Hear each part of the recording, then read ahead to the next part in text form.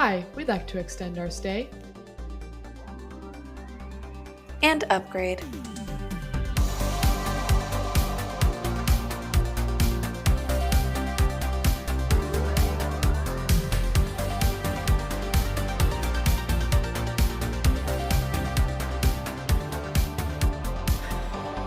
A nice giggly intro. Welcome back, residents, to Hoteler 360. I'm Ari. I'm Lexi, and this is it. This is the last one. It's sort of. Episode 9. Yeah, I mean, well, sort of. That's a teaser, but episode 9, this is the season finale, sort of. And this is our episode on the future of food. I have thoughts on this. Lots of reflections, you could say. I imagine you do, as always. And I also have thoughts. We both do, obviously. And we're actually going to share them on another episode. There we because go. Otherwise, this would be a 5-hour episode minimum. And we simply cannot put you all through another 5-hour. Actually, we can. We could. We won't. We could. So before wrapping this season up in a nice little bow for you all, it is worth at least recapping all of the ground that we covered in this season. Ground.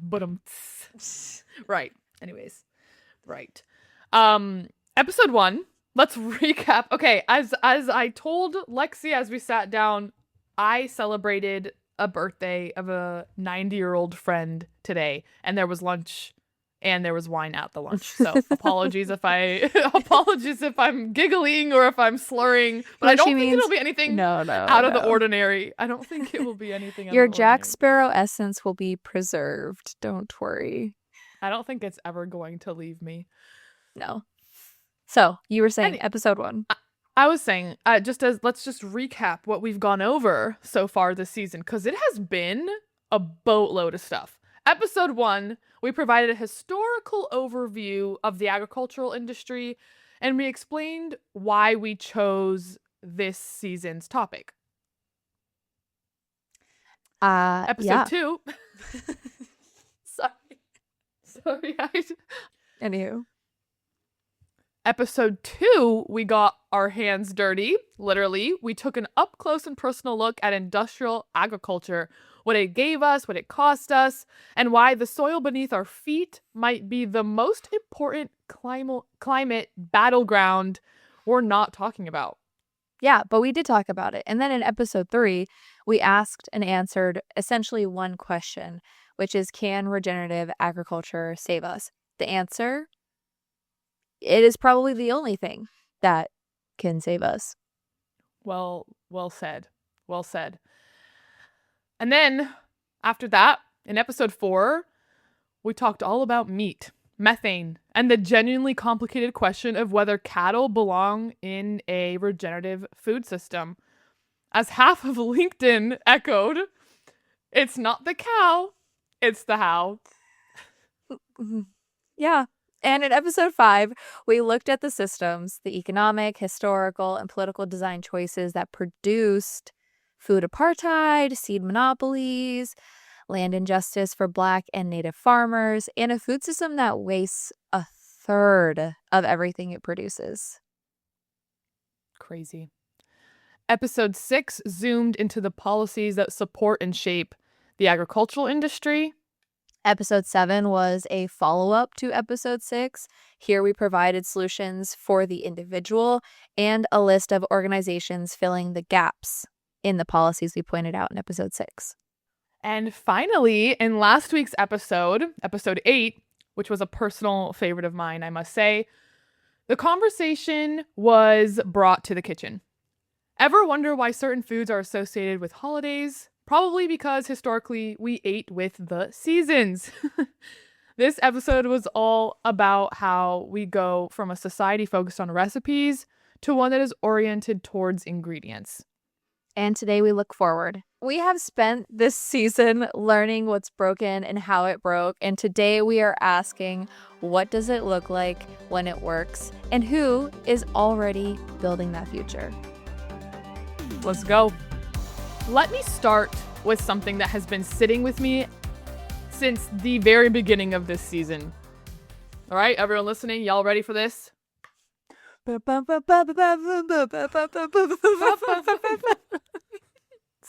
Hey. Are y'all ready for this?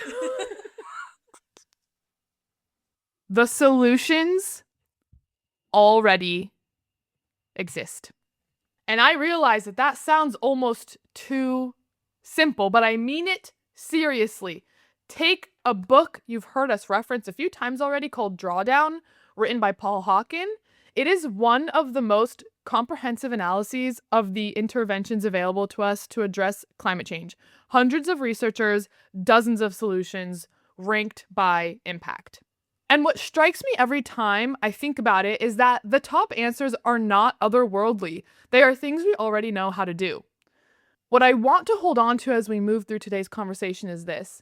The future of food is not waiting to be invented. It is being built right now in small places by ordinary people, not in boardrooms, not in government agencies. And like we said last episode, it starts and is with us. Consumers, people living the repercussions of this system every day. Don't take it from us, though. Here is Aaron Gilliam, grazing specialist at Sonoma Mountain Institute, with his take on how we shape the future, even if we don't leave the house. I do think that you vote with your dollar. That can apply to everyone. For everyone who is attempting to make an income and you have to eat every day, you have this massive power to change how the world works. And I think success would be people realizing that that is powerful and feeling good about what they buy. Like I sleep better and I feel good about the world that I'm supporting when I pay the real cost for whatever it is, whether it's a set of sheets on my bed or the food that I'm constantly nourishing myself with. Future success is people all caring enough and then having the willpower to walk past the option that is inexpensive and feel good about choosing the one that they know or they at least think they know is more expensive at the till, but it's because it's better for them. It's better for the land on which it was produced. Yeah, I don't know. I think that we have the opportunity we are involved every single day with how we spend our money. You can say, I don't like the system we have. I wish there was another way. Well, there are other ways. And it's just about searching them out and then paying that cost. Because the other way is that we destroy the vibrant future and we don't have a choice. You might be asking yourself, what are we building towards? Tucker Garrison, co-founder of Imlakesh Organics and one of the most consistent voices across this entire season, put the vision for that future clearly. I think that at the core of like people eating food that is nourishing and they're connected to, it starts with their relationship to land, right? And that one of the big issues we have at the moment, especially in the United States, and I don't have enough knowledge about what's going on in Europe or other places, is like the access to land and like the lack of affordability. Like if you're 25 and you want to start a farm right now, like it's there's like the numbers don't make sense in most places, right? So part of it is that like in a lot of the places that I work, in Peru and Ecuador and Thailand, um, land, depending on the situation, land is either tribally held by like an indigenous community, right? So that's like collective land ownership, and then people have different pieces of it, or people have land that they've owned for generations, right? And so they actually have like a land base, which is part of the reason we're able to so effectively work there, and also like the amount of red tape and everything. So coming back to this is like I believe that the future of agriculture is about small to medium scale, uh, production of food that's very like specific to the bioregions where it's being produced and is like context and bioregionally specific to where it's being grown. And that's really like the core and the foundation of it, right? Like that's where we like have to get to in order for this to really work. I think there are some large scale systems that could exist, but if you imagine instead of like 10,000 acres of almonds, just like as far as the eye can see, or corn or whatever it is, like what does it actually look like to use that land in a manner that's like highly productive, that's producing a diversity of different foods in a way that's actually feeding both the family that's living there and also the 10 or 100 other families that's around that land. I'm not suggesting that everybody needs to like somehow go back to an agrarian lifestyle, but I think a lot of people would if they could, right? And a lot of people, if they knew that they could actually like afford their lives. But I see like I guess like in to give you like the like the soundbite on it is like we need millions and millions of small to medium sized land-based farmers and or land stewards that are taking care of places in a way that produces the food that humans need, desire, and want, that is enhancing or at least maintaining the ecology of those places. We are within the window to make this happen. Yes, that is a statement full of urgency and possibility at the same time. Marco Carbonara, co-founder and farmer at Fattoria Pulicaro in Italy, expressed similar urgency. If we want to have food enough for everyone, we should start, first of all, to stop wasting food and to being able to produce on multiple layers. And agroecology does exactly this. Into my olive orchard, I can produce olive oil, but I can raise the chickens and I produce meat and I can produce eggs and I can let the sheep pass to 2 weeks, 3 weeks per year. So if you look at these numbers, and we have done this with also with Eara, these plots that are very well regenerated, very rich in terms of soil, are quite productive. Yeah. Okay. So yes, I think that we don't have many other options because the other kind of farming is decreasing the yields and is improving the cost. Yeah. And I think that we have just to face this possibly in time before being smashed by this. Before they take us to Marte. Will not be so easy. Vediamo. But like we've said, people, including Marco himself, are already doing the work. Right, and people like Zion and Cole. Yes, and they actually offered an interesting take on how we can achieve our future vision. Zion Davidson, land steward and chef at Sage Steward Farm, said one of the most transformative things we can do for degraded land is often to stop doing so much to it. It's a paradox and a really liberating paradox, actually, that the thing that brings the land back, it's oftentimes like rest, like letting things be and not getting in the way. That can manifest in a number of different ways practically in a farm or a garden, but I think that's a really beautiful principle. There is something almost meditative about what Zion is describing, and I think it scales beyond soil. The concept of listening and of restraint also requires trust that systems have their own intelligence, and when we stop overwhelming them, we enter into a different relationship with the natural world than the one that built industrial agriculture.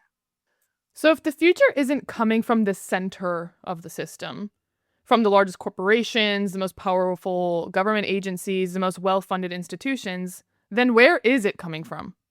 Cole Rainey, land steward at Sage Steward Farm and PhD recipient, gave us a useful framework for answering that question.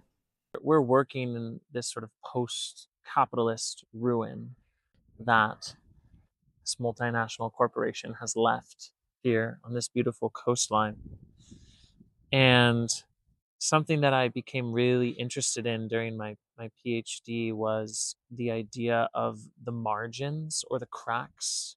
And perhaps you all have learned that it's always at the threshold of ecosystems, or where different ecosystems meet. They're sometimes called ecotones. They're these bands or threshold places where two different ecosystems sort of intermingle. And it's always at those edges where the most biodiversity is found, and also where the most rapid ecological changes occur, because there's a high degree, you could think of it as like there's a lot of surface area. You could almost think of it spatially. There's a lot of surface area in terms of the number of interactions, the amount of ecological pressures that are occurring. And so sometimes I think about places like these as cracks on a broader socio-ecological context, which is to say, this is at the very margins, right? What Zion and I are doing, it is not at the center of the food system. The heart of the food system is chugging along exactly as it is meant to, which is to say, producing cheap and unhealthy foods broadly as a source of social and cultural control. And so we are very much working at the edges, at the margins, at the cracks, right? We are just putting our prayers, our seeds in the little cracks in the sidewalk. And yet, at the same time, it is at those cracks and edges and margins where all of the innovation and the churning and the biodiversity and the ecological transformation can occur. It has to occur at the edges. It will never occur, in the core. An ecotone is the threshold zone where two different ecosystems meet. The edge of a forest and a meadow, the shoreline between land and sea. Ecologists have long understood that these threshold places are where the most biodiversity is found and where the most rapid ecological change occurs. Cole applies this framework to social movements and to food systems. Hey, I've been saying it. Grassroots is where it's at. Now, is this the easiest digs? No, quite actually the opposite. It is very demanding. But yeah. It does mean that the work is ours. And when I say ours, I mean like the collective individuals that we are. We're not waiting for the right administration or the right company or the right technological advancement. It means every person we interviewed this season, Grace, Tucker, Aaron, Zion, Cole, Marco, Edo, and the team at Blue Marble Acres, they are not doing marginal work. They are doing the most important work. Yeah, they really are. They're quite exemplary. They're doing it now, as we speak. So we should also talk about the technology aspect of all of this, because I think it's easy in a conversation like this to become reflexively skeptical of anything that sounds like innovation. I know I get that way sometimes. I feel called out right now. Yeah, I know I get that way sometimes. For example, when language models, were just in the beginning of picking up traction, I was super, anti using it. But then actually a friend told me, AI is shaped by the people that use it. So if certain people, and it has been, this is just an example, but it has been studied that, traditionally women tend to use it less than men, for example. So if women keep staying away from it, it's going to be shaped by men, and it's going to adapt to be male centric, for example. So the rest of everything that we exist with. She said it, not me. Anyway, so that kind of skepticism, I use AI as an example, but that kind of skepticism in any case when we're talking about bringing technology into the conversation, while sometimes it's warranted, and often it is warranted, can also become its own kind of trap. For sure. Yeah. Edoardo Celadon, an Italian entrepreneur focused on the food system for over 10 years, reminded us of this in his vision. It's probably going to happen. We will implement technology in agriculture. We will scale up. We will probably learn how to do better things with more biodiversity. We will use less chemistry in the field. AI is going to help us big time with that. Probably the elephant in the room right now is GMOs. I think GMOs are an incredible chance for humanity. Chance. Chance. Interesting. Agriculture is a GMO. Yeah. Otherwise, you would be foraging. Yeah. So the way you do it changes, but the concept is the same. I think it's a great chance for humanity to do things right. There are real and exciting things happening in food technology. Vertical farming, AI precision, lab-grown proteins, soil microbiome mapping, even GMOs, which GMOs, farming is genetically modified organisms. Like agriculture now is GMOs. So it's like for you to have the skepticism up front and just shy away from some of these technological advancements really can, I think, pigeonhole you, because for a lot of people, a lot of the experts we talk to, it is a very obvious part of the future. Each is a tool that could allow us to grow more food with less land, less water, fewer chemical inputs, and less resources in general. Every previous wave of agricultural innovation made similar promises. Some delivered, and some got us in trouble. I think you bring up a really good point. I know we didn't go into GMOs very deeply this season. I think it's to your point, each of these technological things that we're describing are hotly debated. Like each of them have really strong proponents on either side who feel very deeply about their positions. But I think like what we should focus here especially is on the interests that are at stake. And the question is not whether to use new technology, it is whether we can use it without recreating the centralized corporate controlled food system we are trying to move away from. That requires intentionality. It requires community ownership of the tools, not just access to them, which is sort of like a nod to the land injustice of it all. And even the AI, like foreshadowing AI in what you were talking about the disparities that will be present in these technologies when people aren't using them, aren't developing them, right?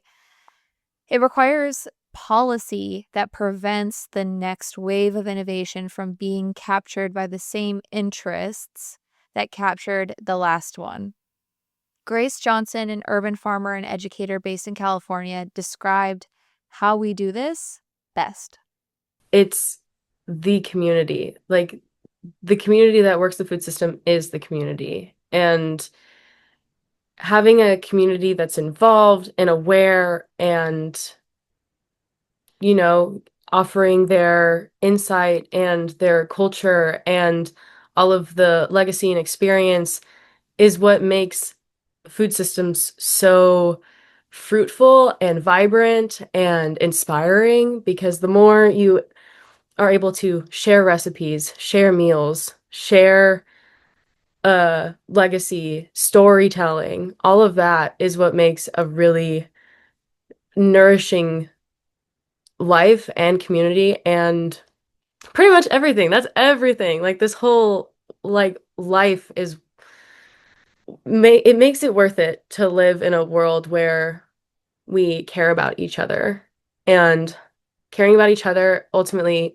makes us care about ourselves, because how are you going to be a good community member if you don't value others and yourself? You have to know that you are important and you play a role no matter what you do. You're educating children, you're building cities, you're growing things, you're growing little minds, or you're growing little people, whatever you're doing, like it is a part of this giant web of life. And everybody deserves to eat good food. Everybody deserves to know where their food's coming from. And everybody deserves to know that they will be taken care of if they can't take care of themselves. I think a lot of that is due to knowing that we have to have a mindset change as well. Like, we can't just treat a system that's about giving back as something that we can take more from. Like, it goes against the values. And believe me, people find creative ways to get around doing things that are good inherently.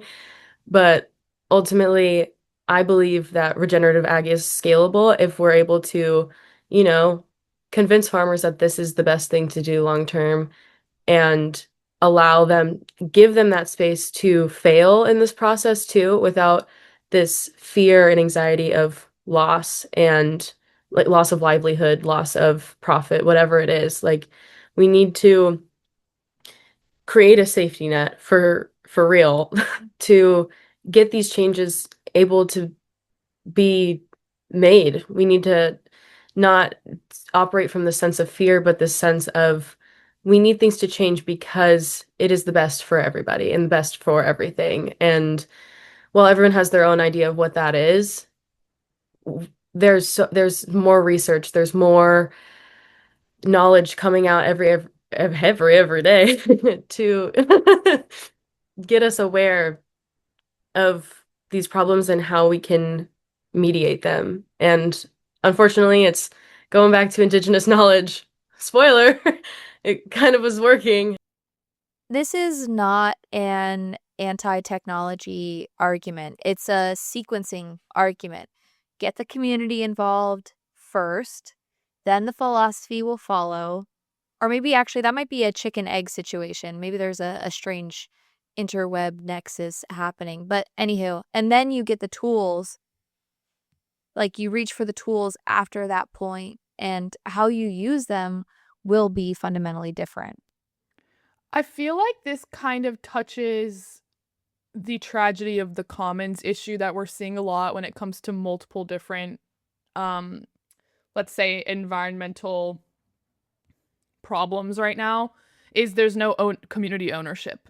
So like when you have, let's just take this as an example. When you have these tools, there's a difference between having access, as you said, having access to them versus us taking responsibility for them.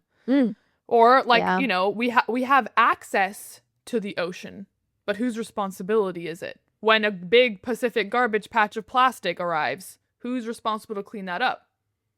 Check out season 1 of Hotel Earth for more on that. We argue that that's up to the people who made the damn mess. So that's our argument. So it's interesting, and I feel like this is a good way to address that problem. And we see all of this playing out in real time at Blue Marble Acres. Blue Marble Acres is a place that fits into the future that Tucker and Grace just described. It's a property of over 700 acres of land in Marin and Sonoma County, California. And the name comes from the iconic 1972 NASA photograph of Earth from space. The one that showed, maybe for the first time, just how small and singular and precious this planet actually is. This image is the premise of what they're building. And I don't know if I even ever told you this, Lexi, but it's a fun fact about me is that's also one of my favorite images ever. And it's part of the reason I got involved in environmental science and studies from a young age. It's how I knew that in college is what I wanted to study.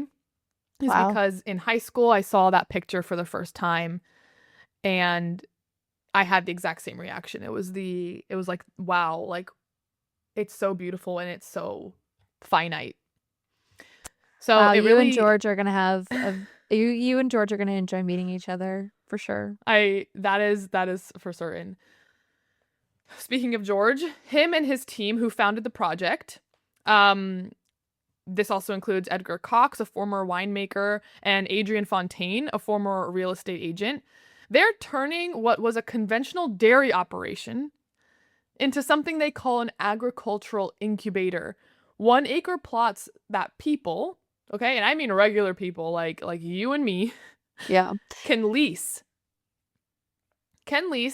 And it's the beginning of a genuinely local food system for the surrounding community and a model for what comes next. We asked them to describe what they're building and what they hope it grows into.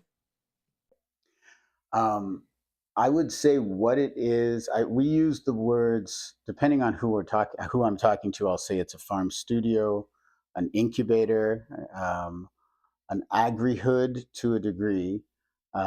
We don't have as much of a housing element, but the basic idea is um, that we have several sort of large gardens, small farm-sized plots where people can have access to the land and to growing what they want to grow.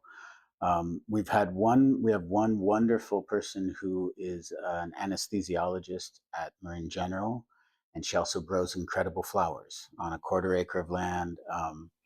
And then we have some farm workers who work on other farms that rent from us, and a couple other people like that. Our hope is to have more and more expand that, every year. San Francisco particularly has reinvented itself after the Industrial Revolution. You have spaces like Pier 39, or one of my favorites to think of is the Ferry Building, which is still a transit hub, but it also has a lot of wonderful boutiques and restaurants. And so what we'd like to see is, the agricultural environment we inherited was a industrial, and we'd like to see it become more of a commercial boutique type farming environment, much like what San Francisco has done with a lot of its warehouses and old factory spaces. Repurposing this a big part of what we do is repurposing and revitalizing, for sure. I would love to see people who live in the city, of all ages, coming out once a week, twice a week, possibly every day. There are people who commute much further than our distance from the city. And when I say city, obviously San Francisco, but also Oakland, Berkeley, um, or even San Rafael, Petaluma, Novato, people who don't have the access to land where they live, but want to engage with their own farming. I would love to see us as sort of an alternative to a market or supermarket, at least for much of the year. It's a little bit difficult to do that because the supermarket has strawberries all year long. Sometimes they've come from 10 miles away. Sometimes they've come from several thousand miles away, continents away. And to convince people to take a step back from that convenience in favor of quality is challenging. But I'd like to see us sort of giving people that opportunity to opt for quality over convenience. I kind of feel like, it'd be amazing if people were buying food from us, and that's awesome. But at the same time, having people come on the property, it's a different type of intimacy with their own food and being able to grow their own and being able to see that process through. It's going to change their perspective immediately on what it's like, what they're eating and what they're growing, and what that relationship should look like or what it could look like. By creating smaller spots, I allow, I use this term lightly, but hobbyists, right? Somebody with a profession, somebody who is not necessarily financially needing to sell the vegetables or the flowers, but just something that somebody can recreate, relax, and actually enjoy life, I think is probably the best use of the space. And by breaking that space up into smaller spaces, it allows smaller farmers, a lot of them, that are hobbyists, to still enjoy it. Right. Farming in general is a very large space industry. Yeah. You on average will rent thousands of acres to do the exact same thing over and over again. So if you can create it 1 acre that has 6 different things going, all different from each other, with different people, different attitudes, different perspectives, different energy, all positive. What more can you get? You know, one thing that never changed from the beginning was that I think George always thought there was going to be, especially on the front side, and there's been pivots, right? But from like, it would be like 100 farms on 100 acres on the front side, because that was what was going to be the most farmable at the time. The idea that there would be a community that everyone could do everything that you would need, right? Yeah. And so it would be communal, where it'd be a sharing of ideas. It would be a sharing of, equipment, help, whatever it was, but Work. that it Yeah. would be something where, like, yeah, I guess, someone can find their peace, or they could be as much a part of as they wanted to be. Yeah. Yeah. What strikes me about their vision is how it sidesteps a trap that a lot of food system conversations fall into. That idea that scale requires centralization, and also the idea that you have to purchase land and like be Yeah. the owner of this property in order to do something about it. And that it requires like huge amounts of land in order to do that. Like Blue Marble Acres is trying to create scale through many small farmers, many crops, many relationships, adding up to something resilient in a way that a single large operation likely just couldn't. And it's being built by people who, not so long ago, were doing something else entirely. Adrian was a real estate agent. Edgar was making wine. George was moving between the urban and rural worlds without a way to bridge them. And then he decided to stop waiting for someone else to build the thing that he could see the world needed. And we asked Edgar and Adrian if everyone should make the same change. Obviously, you have to have passion for it. It's taking a chance. It's doing something, outside probably what you normally want to do or can do. But I think the experience is priceless, depending on how you look at who you are, of course. But it's the experience, it's the learning. That's the good part. I think it's hard for a lot of people, and it's part of it's being realistic, is that like it's not easy, right? Like if you're expecting that you're going to be making money just off of fruits and vegetables, it's going to be a really, really tough go. Like most people that are actually doing it, they either need to have like some kind of social media presence that they're showing off what it is that they're doing. They need to have some kind of experience that goes along with it, because it's the agritourism side of it that's actually going to pay bills, right? Do I recommend that people change if they have an inkling that they're not happy with where they're at or what they want to do? For sure, I think it's more dangerous not to. You know, I really feel like, there's people that I know that are a little older now, and they live the dream, right? Like they're older, they just retired, they have a camper, and they're going and visiting everything. But then I talk to them and they're talking about how everything hurts and how they're feeling bad. These are the moments that you're feeling good, and you should try to squeeze whatever you can out of it, right? Like if you have a passion, yeah, it's not like you're going to fail on trying to like do something that you really, really enjoy doing. You'll find somewhere else to pivot. I think it's worse being scared. Wow, that is something I totally resonate with, just in how I navigate through my life. Worse being scared. It's like one of my biggest like I guess fears when I for aging is like I'm going to look back and like regret not doing things because I was too scared to try them. I mean, that's it, isn't it? You and I for sure prescribe to this. I mean, Miss quits her career speaking to Miss moves to another country. Like, yeah, it is way worse being scared of what good could come, or like even making the change and being disappointed with the result. That is way better.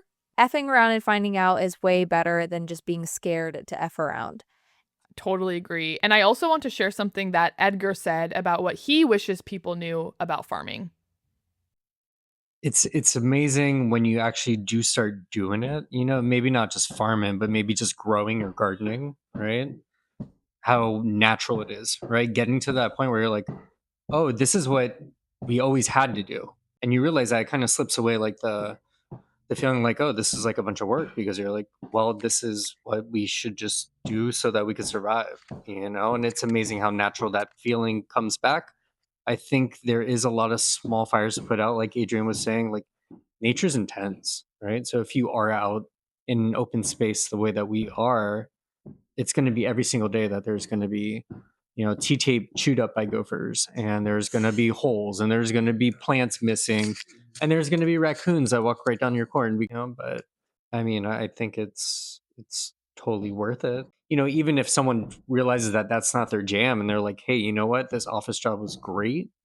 I think just knowing what, having that kind of knowledge about like where their food's coming from would be worthwhile. And for anyone who's listening right now and feeling something, feeling like maybe there's a version of this that's possible for them, here's how George, Edgar, and Adrian recommend getting involved. It would be fun to have people come out and stand in the middle of an acre. If nothing, like start there. There's a lot of people who've been very successful in the technology industry here, software, what have you.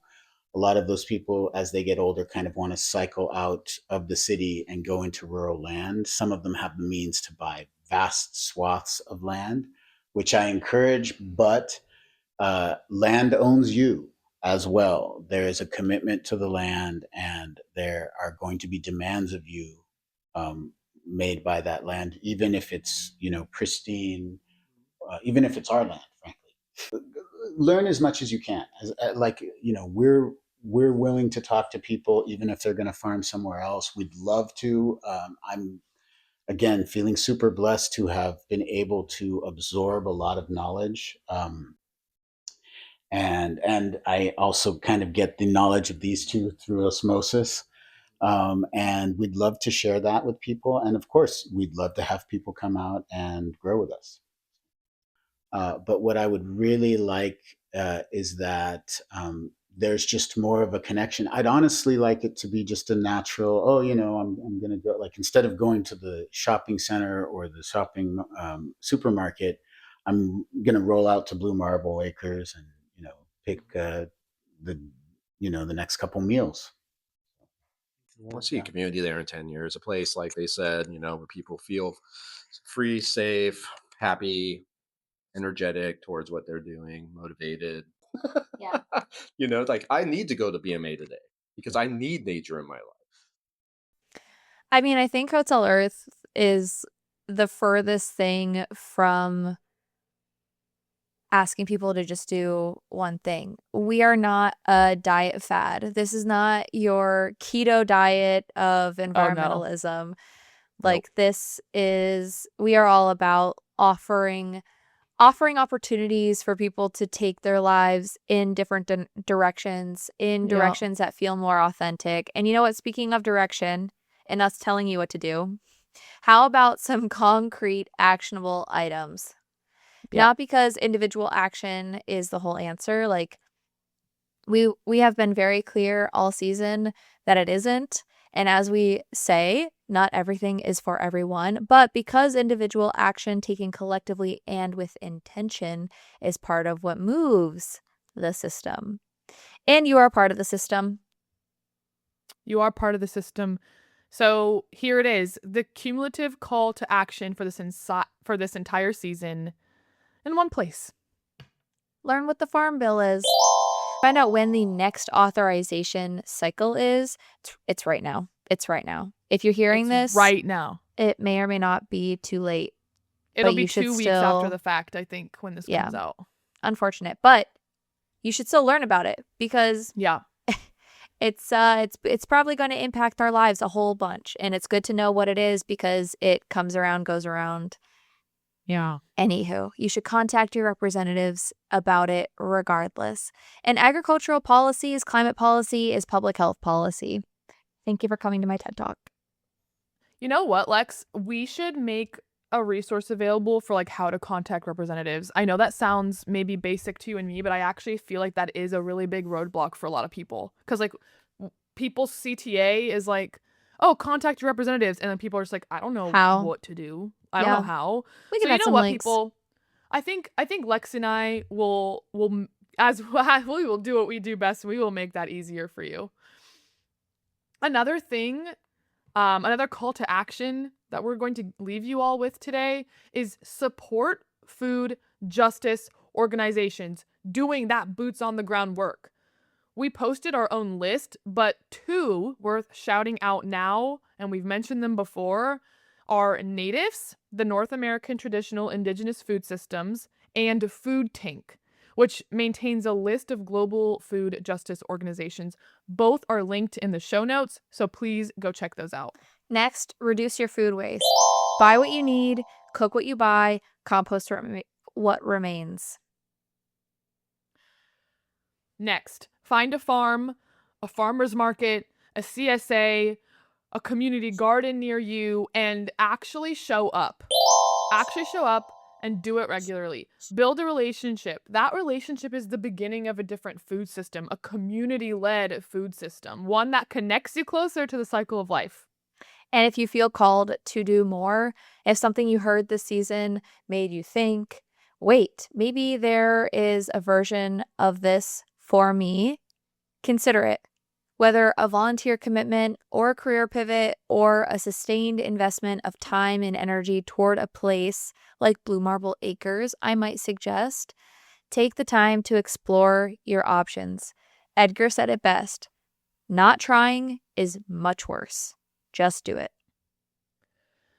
I'm going to bring it back to an example I've mentioned before, but my sister doesn't work at all in the food system or agricultural industry or even in the environmental industry, but she is making strides within her sector of the healthcare field to bring healthy, nutritious food via community gardens and bring access to people in low income situations to actually have access to nutritious food so that they can lower their dependency on pharmaceuticals. This is the kind of efforts that you can do that you don't have to be like necessarily involved in the industry, like working in for CSA or working at a community garden or like working for like some sort of environmental justice organization. You can start in your own industry. You can start in your own day-to-day life.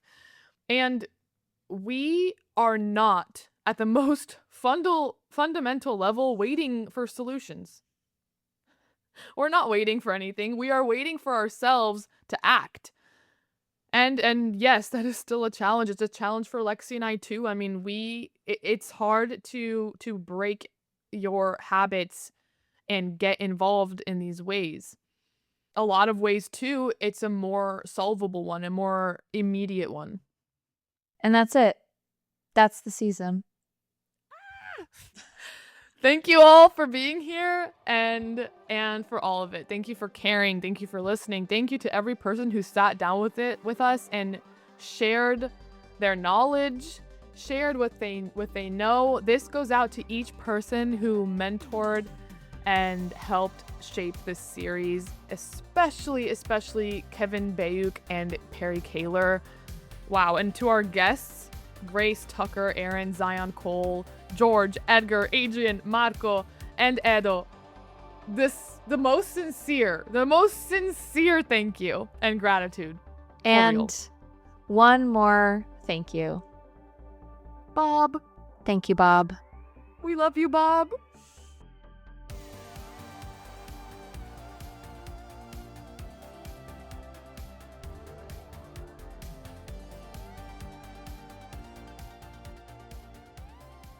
This young person I was at another farm I used to work at with once said, it's crazy because every time a seed sprouts, that's the first time it's ever done that. And I thought that was profound, which is, we think of seeds both carry this ancient wisdom in the DNA of the seed, in the genetics of the seed, but also every time a seed sprouts, it's the first time that the seed has ever sprouted. The leap of faith that it takes to express oneself and to express life and to choose life. So hope in that sense is a verb, it's an action, it's a doing, it's an emerging, it's a blooming. It's a germinating, and it's the first time. Every time we have hope, it's actually the first. It's like it was the first time. Hoteler 360 is written and produced by Ariana Helvai and Alexandria Moorhead. The agriculture series would not be possible without the profound shared knowledge of Indigenous communities and every guest who devoted their time and perspectives. Interviews featured in this episode include Aaron Gilliam, Tucker Garrison, Zion Davidson, Cole Rainey, Grace Johnson, George Gund, Edgar Cox, Adrian Fontaine, Marco Carbonata, and Eduardo Celadon. This season was edited by Bob. Find us on Substack at hoteler360.com, YouTube, and wherever you listen to your podcasts. See you next season! I want to say thank you to Lexi for dedicating 3 hours every Thursday to record episodes with me. I want to thank Ari for putting up with me when I'm mid-meltdown because my hair will not cooperate at 7:30 in the morning. I'm here for it every day. I sent Lexi a video that was so accurate. It just describes our relationship perfectly. I sent it to you, yesterday? Yeah. And it was a video that essentially was like Jack Black and Paul Rudd. Jack Black and Paul Rudd. And I'm for sure Paul Rudd. Yeah, you're definitely Paul Rudd. And I'm obviously Jack Black in this relationship. And it's like Jack Black going full psycho, like singing and dancing and doing all these weird hand gestures, and Paul Rudd just clapping along. And the caption was something like, me when I'm with my best friend and I can go like full, and I can let my full personality out and my best friend just goes along with it. Or something. That literally describes our friendship pretty well. And Lexi just goes along. Just smile and wave, boys. Just smile and wave.